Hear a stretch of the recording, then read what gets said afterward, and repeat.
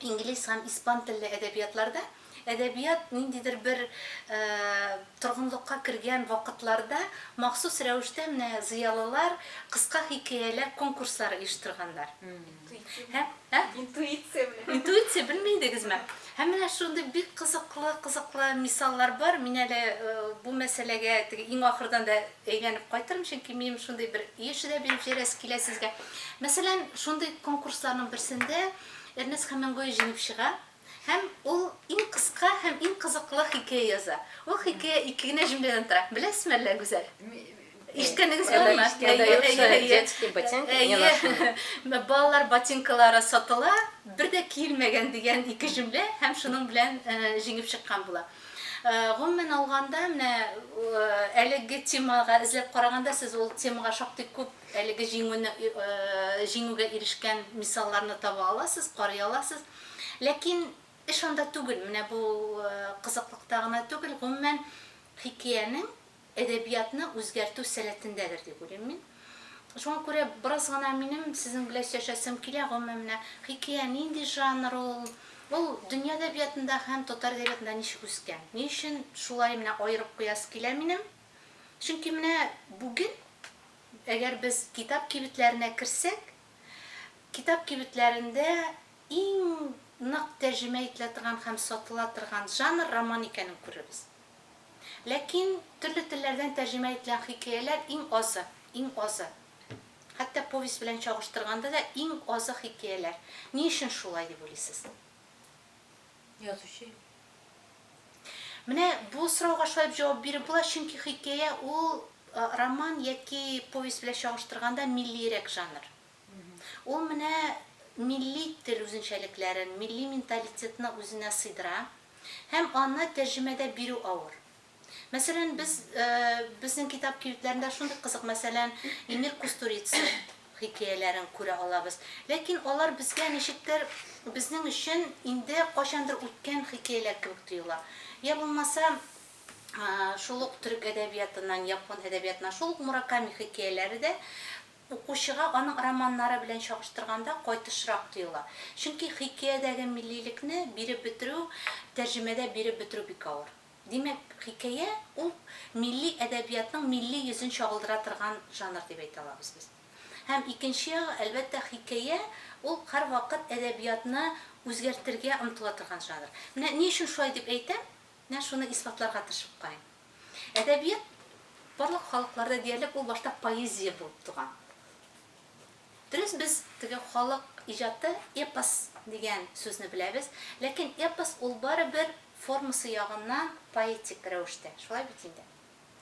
Ә менә проза барлыкка килсен өчен әдәбият инде халык иҗатыннан әдәбият дәрәҗәсенә күчеп, ул бераз гына үсеш юлы үтәргә тиеш булган.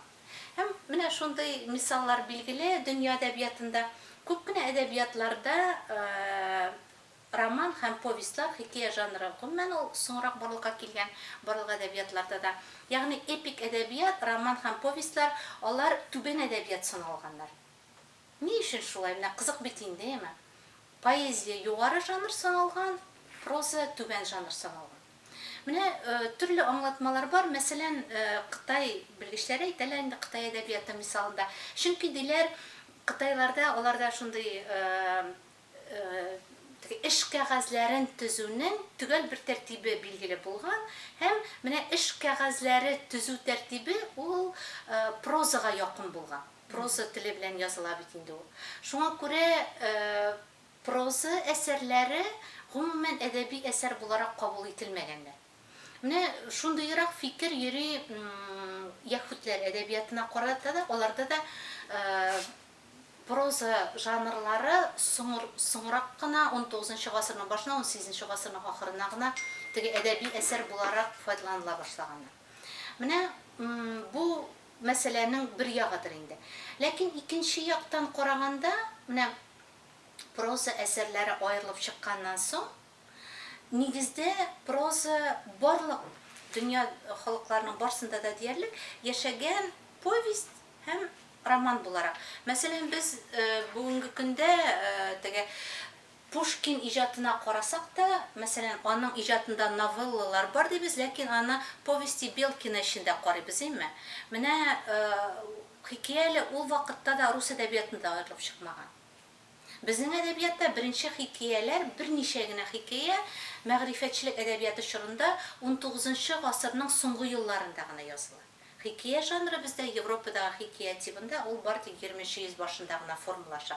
Ягъни күпкә соңарып формалаша булып чыга. Һәм шунысын да әйтергә кирәк, менә бер яктан хикәяне без инде зур нигезле, зур тамырлы теге кыйсса, анекдот, мәсәл кебек жанрларның ниндидер кушылмасы булган, шулардан шишмә башыннан үсеп килгән жанр дип тә атыйбыз. Ләкин икенче яктан ул бик соңарып кына формалашкан. Чөнки повесть һәм роман жанры алар формалашканда ук тарихи үткәнгә карап сөйләгәннәр. Ә менә хикәя бүгенге көн турында сөйләргә мөмкинлек бирә. Хәзерге мизгел турында сөйләргә мөмкинлек бирә. Ягъни бу яктан ул драма яки поэзияга якынрак булып чыга. Әгәр ал шулай бүгенге көн турында сөйләргә мөмкинлек бирә икән, ул үзенең сыйфатлары белән башка төрләргә, жанрларга якынрак икән, димәк, аның әдәбиятны үзгәртү көче зуррак булып чыга. Һәм чыннан да шулай килеп чыга, менә хикәя, чын мәгънәсендә хикәяләр барлыкка килгәннән соң, хикәя аерым бер әдәбиятларда, күпчелек әдәбиятларда дип әйтик инде, әдәбиятның үзгәрешен әйдәп баручы жанрга әйләнә.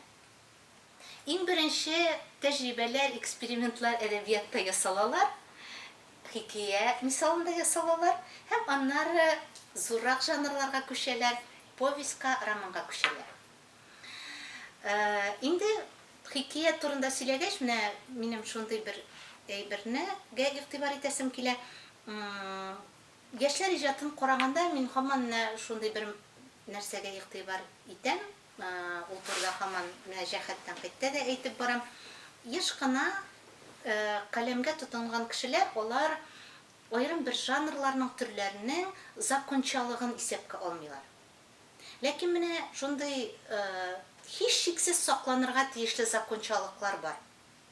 Алар күп түгел, алар берничә генә, ләкин аларны исәпкә алмаган очракта әсәр барлыкка килми. Шундый мисал китереп буладыр индеме? Әгәр без ипи пешергәндә ипи формасына камырны салабыз икән, ул вакытта безнең ипи килеп чыга. Әгәр без аны яссы табага салабыз икән, ул вакытта ипи килеп чыкмый. Димәк, барыбер ниндидер форма, ниндидер таләп, ниндидер законнар алар үтәлергә тиеш. Менә хикәя турында да минем шуннан башлыйсым килә, ләкин теге теоретик катлаулы әйберләргә кермичә, шулай да менә хикәядә сакланырга тиеш әйбер. Менә хикәя эпик жанр дип әйтәбез инде без, шулай бит. Һәм аны башка эпик жанрлардан аерып тора торган менә сыйфат бар. Бу сыйфат барлык галимнәр диярлек аны телгә алалар, барлык хикәя теориясенә мөрәҗәгать иткән хикәячеләр үзләре дә әйтәләр, ләкин язган кеше еш кына аны игътибардан читтә калдыра. Хикәя бер герой һәм бер ситуация турында сөйләргә тиеш. Әгәр хикәяче шушы бер герой һәм бер ситуациядан читкә чыга икән, димәк, безнең ипи формасы урынына көлчә яки зур пирог формасы килеп чыга дигән сүз. Ләкин тагын бер шуның янында ук шуны дәвам итә торган тагын бер закончалык бар. Хикәя бер герой һәм бер ситуация аша кеше тарихын яки халык тарихын күрсәтергә тиеш. Ягъни аның ниндидер зур гомумиләштерү сәләте булырга тиеш. Еш кына менә мин сезнең хикәяләрегездә дә күрдем, бер герой һәм бер ситуациядә хикәядә читкә китеп, тагын да кызыклырак эпизодлар белән аны баетасы килә. Ләкин без аны байыта башладыкмы, безнең хикәябез таралып китә.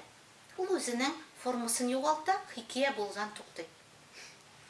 Шул ук вакытта, әгәр без җитәрлек дәрәҗәдә менә шушы ситуацияны һәм шушы характерны тирәнәйтеп, я кеше тарихы, кеше холкы тарихы, яки халык тарихы, ил тарихы дәрәҗәсенә күтәреп гомумиләштерә алмыйбыз икән, Димәк, әлеге дә баягы хикәя чын мәгънәсендә башкаларны кызыктыра торган текст булудан туктый дигән сүз. Инде бераз гына менә тарихи һәм хикәяләрнең нинди төрләре булган һәм алар ниндирәк үзгәрешләр кичергәннәр. Менә бу фонда күрергә мөмкин татар хикәясе һәм дөнья хикәясе, татар хикәясенең нинди үзенчәлекләре бар. Гомумән мин менә шулай дип алдан ук әйтеп куясым килә. Татар хикәясе дөнья халыклары хикәяләре арасында алдынгы урыннарның берсен тота. Һәм хикәя жанры ягыннан менә татар язучылары әлеге жанрны шул хәтле камилләштергәннәр, аның юлларын тапканнар, айрым алымнарны тапканнар, ләкин без аларны кайбер очракларда үзебез дә күреп һәм күрсәтеп тә бетерә алмыйбыз. Шундый моментлар булган, мәсәлән, безнең татар хикәясе гомумән, мәсәлән, совет чорында сыр халыклары әдәбиятында иң беренче ачыш буларак әдәбиятны үзгәрткән, мәсәлән, Әмирхан Еники. Ләкин без аны күреп алмаганбыз, без аны күрсәтә алмаганбыз. Аның сәбәпләре булгандыр, субъектив сәбәпләре булгандыр, объектив сәбәпләре булгандыр. Каядыр 20 ел үткән, менә шул ук алымнар, бу инде башка төрле сөйләшү объекты, мәсәлән, аның кызыксынсагыз, ул турыда да сөйләшергә була башка вакытта. Мәсәлән, шул ук алымнар, Әмирхан Еники тәкъдим иткән алымнар, алар, мәсәлән, берничә аларны 7 алымга җыеп бетереп була. Алар килеп чыкканнар, мәсәлән, Шыңгыз Айтматов иҗатында. Һәм без аның ачышы буларак, авангард әдәбиятының ачышы буларак күрсәткәнбез. Ләкин бу 7 сыйфат инде сугыш чорында ук Әмирхан Еникидә күрсәтелгән була. Менә шундый әйберләр бар, бәлки без менә үзебезнең әдәбиятыбыздагы кайбер сыйфатларны, кайбер ачышларны, уңышларны күрсәтеп тә бетерә алмыйбыздыр. Инде хикәя турында. Димәк, хикәя ул тормышның бер ситуациясын, бер геройны айырып алып, шуның мисалында тормыш турында сөйли, хикәяли торган жанр дип әйтәбез инде без. Ул менә нәкъ шулай мәйданга чыккан һәм дөнья әдәбиятында, мәсәлән, новелла сүзе белән, аннары инде рассказ, хикәя, бездә кыйсса, хикәят кебек исемнәр белән әкренләп менә хикәя жанрына таба күчә барган. Шуңа күчә барган. Һәм Европа әдәбиятында 18-нче гасырга дип әйтик инде, рус әдәбиятында 19-нчы гасырга менә хикәянең берничә төре формалашкан. Аның беренче төре һәм иң киң таралган, нәкъ менә яңа заман хикәясенең төп билгесе буларак күрсәтелгән сыйфаты, ул да булса көтелмәгән финал. Көтелмәгән финал. Һәм без монда аерым бер кешеләрне дә аерып күрсәтәләр, шул ук Мопассаны, шул ук Эдгар По, мәсәлән, Сомерсет Меймны күрсәтә алабыз, башкаларны. Ягъни иң беренче чиратта менә шушы хикәянең, яңа заман хикәясенең үзенчәлеге көтелмәгән финал. Ягъни ниндидер бер вакыйга, ситуация, кеше турында язучы сөйләп бара да, һәм язучыны, укучыны ниндидер бер сыйфат белән сискәндерә, гаҗәпләндерә, үзенә тарта. Һәм менә бу сыйфат шул хәтле кирип урнаша әдәбиятка. Аннары инде моны финалда гына түгел, хикәянең төрле урыннарында файдаланып карыйлар. Аннары ул менә теорияда пуант дигән исем белән дә атала башлый. Аннары соң соколиный полет дигән исем белән дә атала башлый. Шуң кар очуы дип әйтергә буладыр инде. Менә ниндидер бер хикәя, аны инде булай аңлаталар. Ягъни хикәя тыныч кына ниндидер бер зур булмаган мизгел хакында, кешенең билгеле бер ситуациясы хакында, халаты турында сөйләп бара да, кинәт кенә шушы ситуацияны башыннан аягына үзгәртеп куя һәм ниндидер бер көтелмәгән зур гомуми бер дөнья алдына куя укучыны. Менә шушындый көтелмәгән финал хикәясеннән килеп чыккан шундый бер алым да билгеле аны күрсәтәләр. Шушы вакытка формалашып җиткән икенче хикәя түре дип әйтгәндә, ул да булса хикәянең тормыш каршылыгын сүрәтләү. Тормыш каршылыгын беренчесе димәк, көтелмәгән финал белән бәйле хикәя, икенчесе тормыш каршылыгын сүрәтләүче хикәя дип әйтик. Һәм менә шушының белән бәйле бу чорда хикәя жанры, яңа заман хикәясе формалашкан вакытта, әлбәттә, хикәяләрнең төп сыйфаты булып, андагы вакыйгалылык тора. Моны да әйтергә кирәк, вакыйгалылык хикәянең мөһим шарты. Һәм вакыйгалылык бар икән, димәк, каршылыкның барлыкка килүе, иң югары ноктага җитүе һәм чишелүе мөһим булып чыга. Хикәя менә шушы вакыйганың нинди дә булса бер каршылыккатан башлануын, аның үсүен һәм чишелүен күрсәтә. Һәм менә шушы каршылыкның үзенчәлекле бирелеше ул инде хикәянең, әлеге яңа заман хикәясенең 3нче төрендә чагылыш таба. 3нче төр ул хикәя башланганда ук чишелешне күрсәтеп кую. Ягъни ретроспекцияга нигезләнгән хикәя. Менә шушы 3 төрө хикәянең ул яңа заман хикәясенең төп сыйфатлары буларак формалашалар. Бездә ничек соң, татарда ничек? Татар әдәбиятында хикәя формалаша торган вакыт ул 19нчы йөзнең соңгы еллары һәм 20нче йөз башы. Ул дини әдәбият буларак үсте һәм мәгърифәтчелек әдәбияты белән бергә безнең әдәбиятыбыз яңарыш кичерә башлады. Ниндидер зур сикереш башлап җибәрде. Тизләнеп үсеш чорына керде. Һәм дини дөнья сүрәтен, дини әдәбиятны дөньяви әдәбият алыштырды. 20нче йөз башы ул бит инде шушындый бер вакыт. Шушындый бер вакытта хикәя формалаша.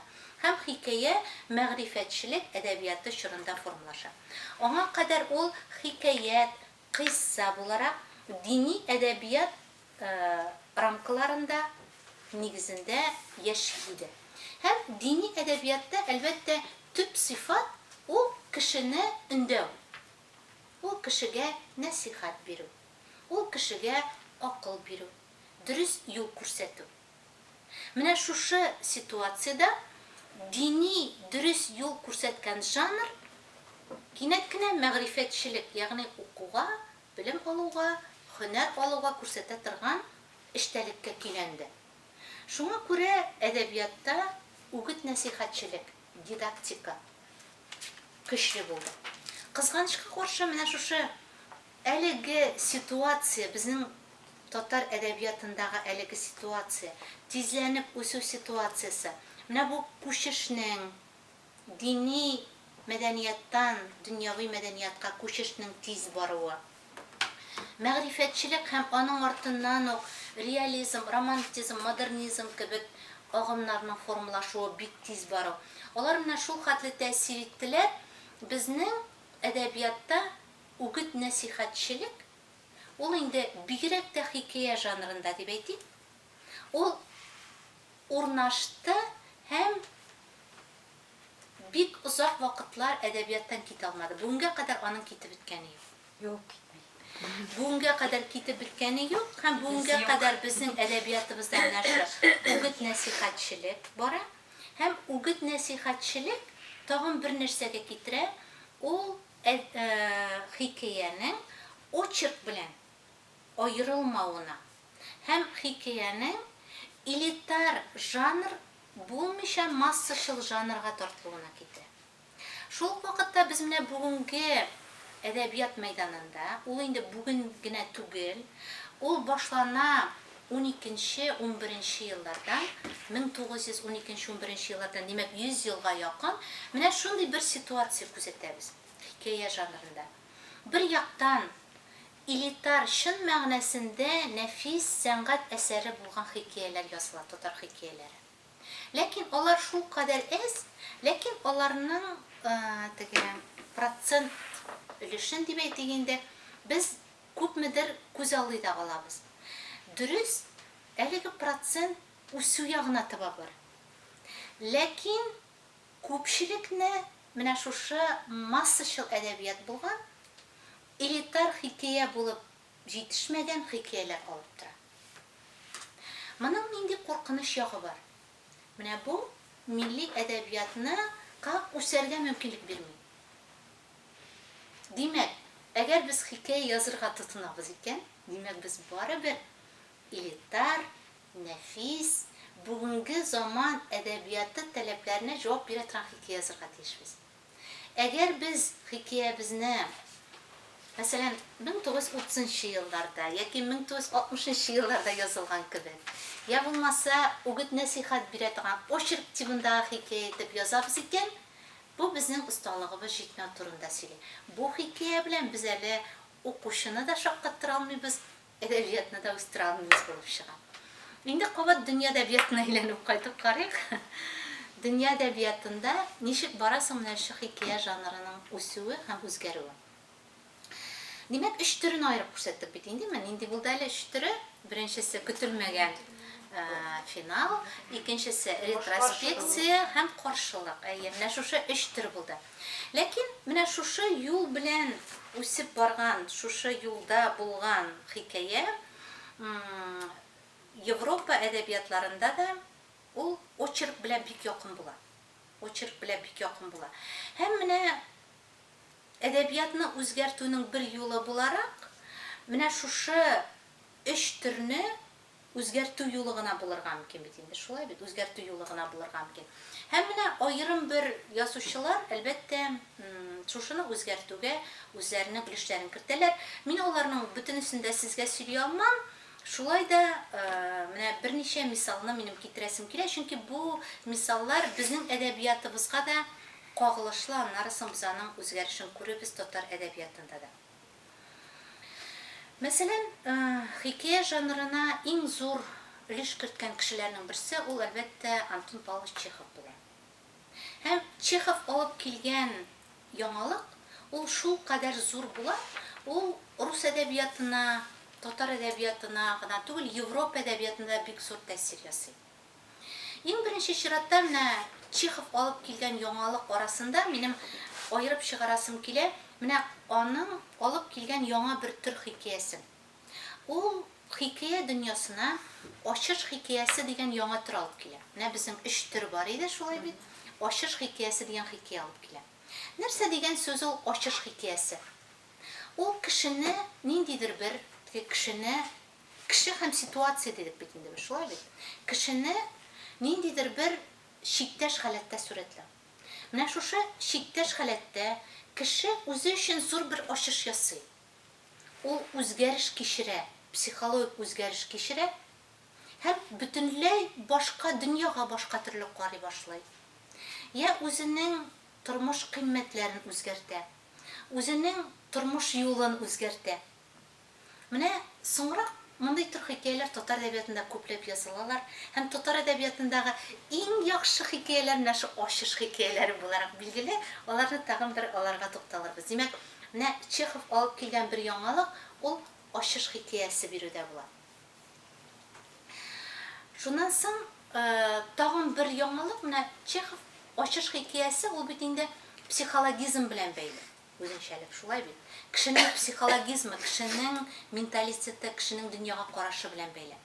Һәм менә шушы ачыш хикәясе нигезендә Чехов хикәядә ситуация үзгәрү, кешенең башкалар белән мөнәсәбәтләре үзгәрү, төп сурәтләнә торган кешенең тышкы дөнья белән мөнәсәбәтләре үзгәрү белән янәшә, кешенең ичке үзгәрешен хәрәкәт буларак төзә. Ягъни монда менә без моңа кадәр хикәядә сюжеттик тышкы хәрәкәтне генә күрсәттек. Ягъни кешенең башка тышкы дөнья белән каршылыгы ул үсә һәм шишелә. Я булмаса кешенең дөньяга карашындагы каршылык ул үсә һәм шишелә. Ләкин менә Чехов шундый яңа бер сюжет алып килә, аның хикәяләрендә башта беренче чор хикәяләрендә менә шушы тышкы сюжет белән янәшә кешенең күңелендәге үзгәрештә туктаусыз бер хәрәкәт төсен ала. Һәм әлеге тышкы сюжет белән янәшә ичке сюжет барлыкка килә. Соңрак аның хәтта шундый хикәяләре пәйда була, аларда инде тышкы сюжет бөтенләй юк. тышкы сюжет урынына гомумән тышкы дөньяны, ситуацияны тасвирлау һәм менә шушы контекстта бары тик кешенең эчке дөньясы үзгәрешле генә күрсәтү башлана. Бу әлбәттә әдәбият өчен революция була.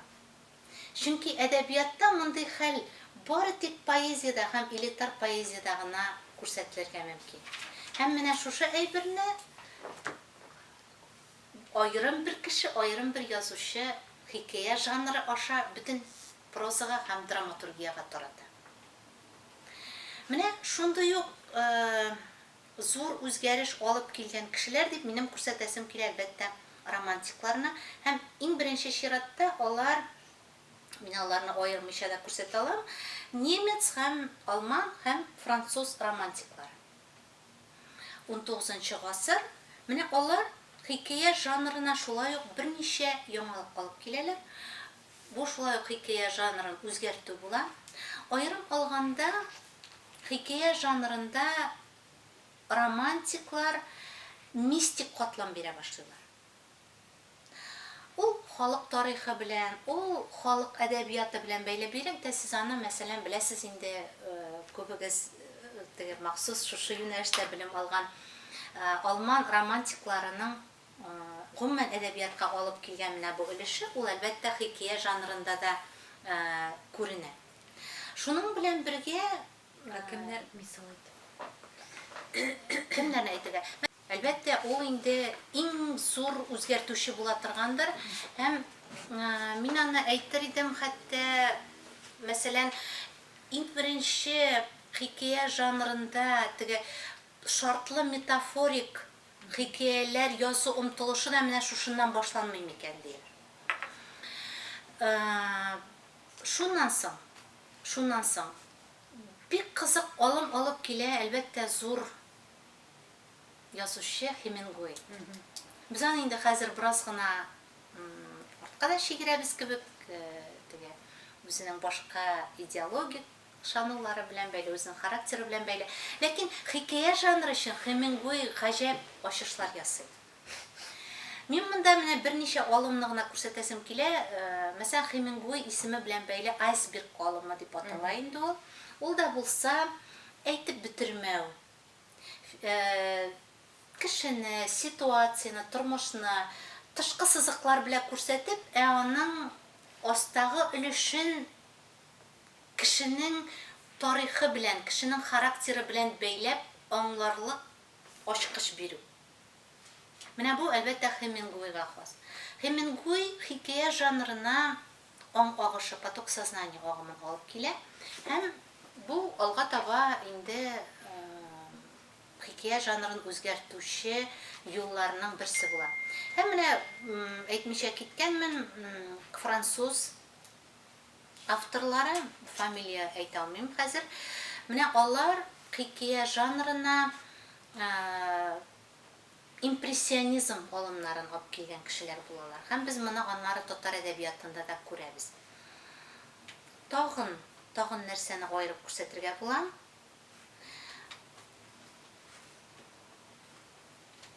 Менә хәзергә шулардыр, 20-нче йөз башы татар хикәясенә карата. Аннары инде без соңрак хаос сүрәтенә соңрак килербез. Татар хикәясе. 20-нче йөз башы татар хикәясе. Ул нинди юллар кичерә? 20-нче йөз башы ул татар мәдәниятында менә үзенең әлеге алтын чор булуы, зур сикереш ясауы, гомумән тормышның бөтен өлкәләрендә бер юлы үзгәрешләр башлануы белән бер яктан әлбәттә бик зур уңышлы чорда була.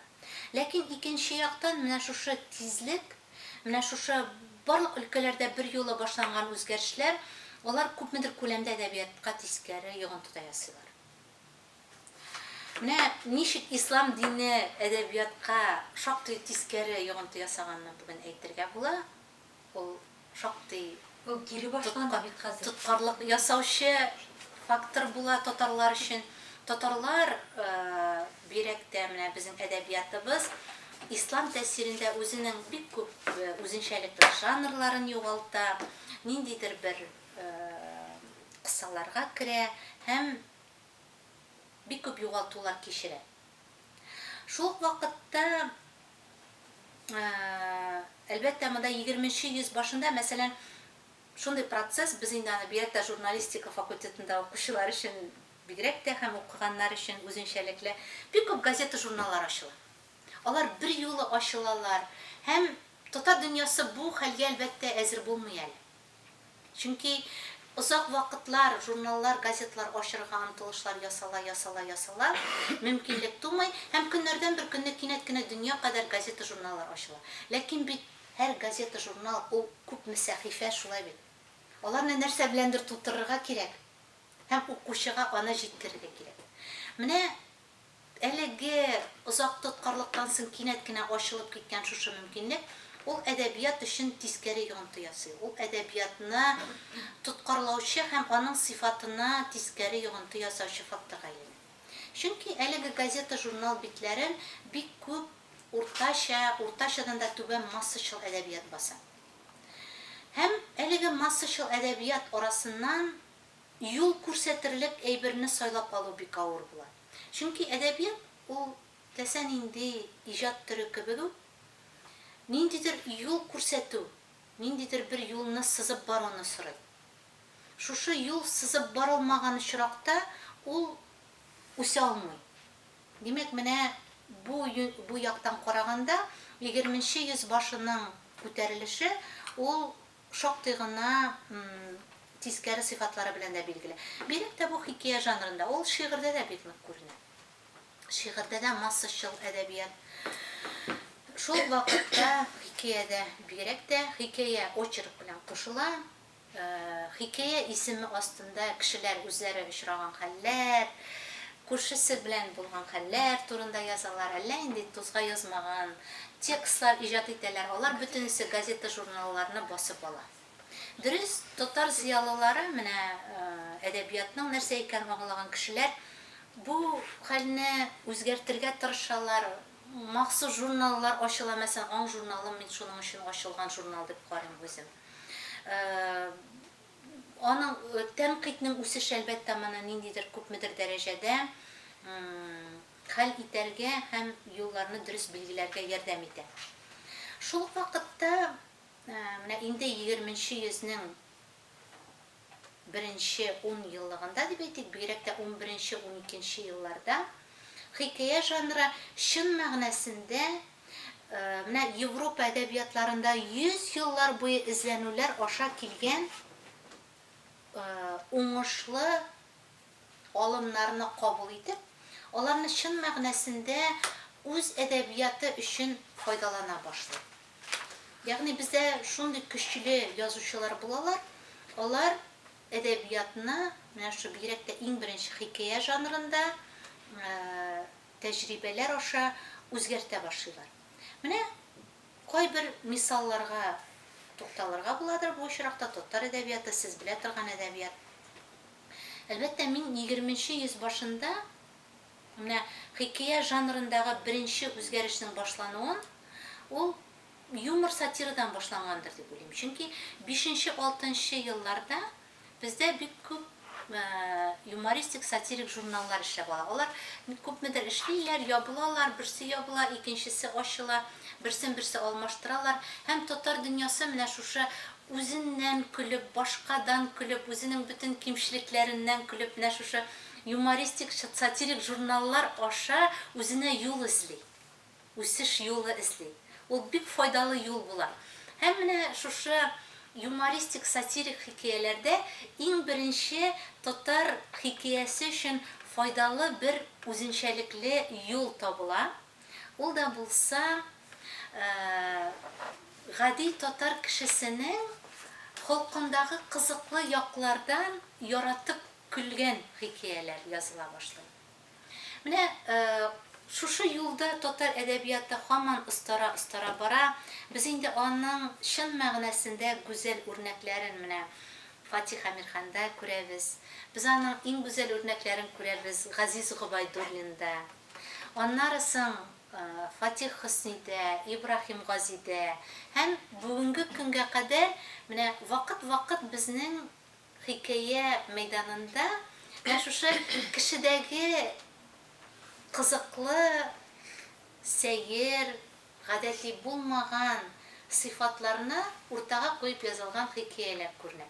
Һәм менә мин сезнең укыган хикәяләр, сезнең хикәяләрегез арасында да бер шундый соңрак әйтәрбез, без аны хикәя күрдем һәм бик шатландым.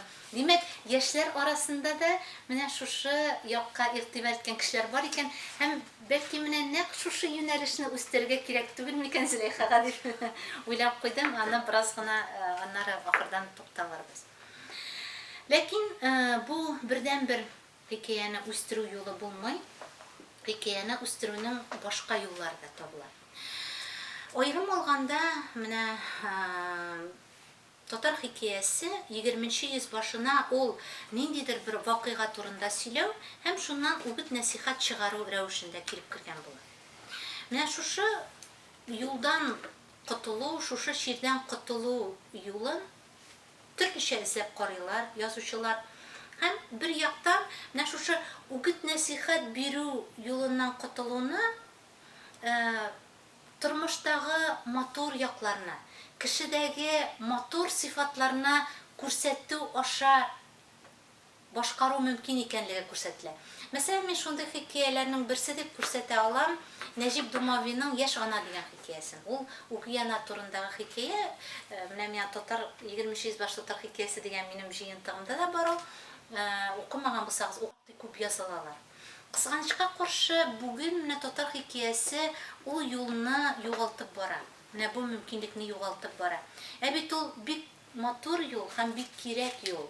Ул кешеләргә тормышның матурлыгын, кеше күңеленең матурлыгын күрсәтә торган юл һәм менә шулай яшәргә кирәк дип әйтмичә генә башкалардагы матурлыкны күрсәтү ул кешегә дә менә шул якын тирәдә тормышта үз урынын табарга ярдәм итә кебек тоела миңа. Һәм ул ниндидер бер үгет нәсихәтчелектән очеркка якынлыктан коткару юлы. Ләкин минем фикеремчә, хикәяне үзгәрткән төп сыйфат ул татар әдәбиятының модернизм юлында эзләнүләре була. Һәм менә шушы юлда татар хикәясе бик күп яңалыкларга мөрәҗәгать итә.